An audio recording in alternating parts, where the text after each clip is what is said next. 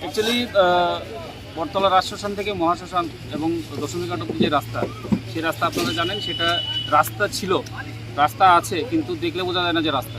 কারণ এখানে আমাদের যারা মাছ ব্যবসায়ী রয়েছেন বা অন্যান্য যারা ব্যবসা করছেন, ওনারা সবাই প্রত্যেক দিন সকালবেলা মাছ বিক্রি করছেন, যদি এটা ওনাদের মাছ বিক্রি করার জায়গা নয় আমি যতদূর জানি।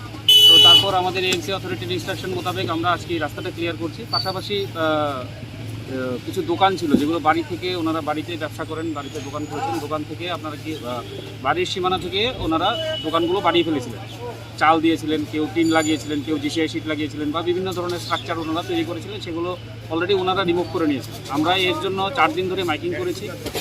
গতকালকে আমাদের এটা করার কথা ছিল, কিন্তু গতকালকে যাই হোক আমরা করিনি, কারণ ওনারা আমাদের কাছে একদিন সময় বেশি চেয়েছিলেন। তো আজকে সকালবেলা আমরা অ্যাকর্ডিংলি এসেছি, এসে দেখেছি যে অনেকগুলোই সরে গেছে, কিন্তু ম্যাক্সিমাম জিনিসই রয়ে গেছে।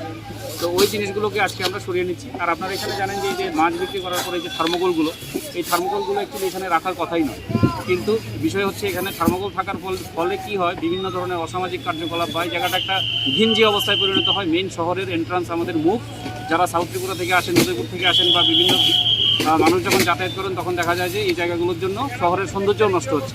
তো বেসিক্যালি আমরা শহরের সৌন্দর্য রক্ষা করার জন্য এবং মানুষের যাতে চলাফেরায় অসুবিধা না হয় এবং অসামাজিক কার্যকলাপকে বন্ধ করার জন্য আমরা আজকে এই কাজগুলো করছি। আগামী দিনেও আমাদের এই কাজগুলো চালিয়ে যাবে। বটতলা থেকে দশমীঘাট পর্যন্ত যে রাস্তা আপনারা দখলমুক্ত করেছিলেন, যানজট কিন্তু প্রতিদিনই আবার লেগে না, যানজট প্রতিদিন লেগে থাকে সেটা আমরা জানি, সেটা হচ্ছে বটতলা থেকে দশমীঘাট অবধি। কিন্তু এটার জন্য অলরেডি আমরা আবার ট্রাফিক পুলিশের সঙ্গেও আমাদের কথা হয়েছে, ওনারা আমাদের বলেছেন যে ওনারা ডিপ্লয় করবেন যাতে পার্কিংগুলো না হয়।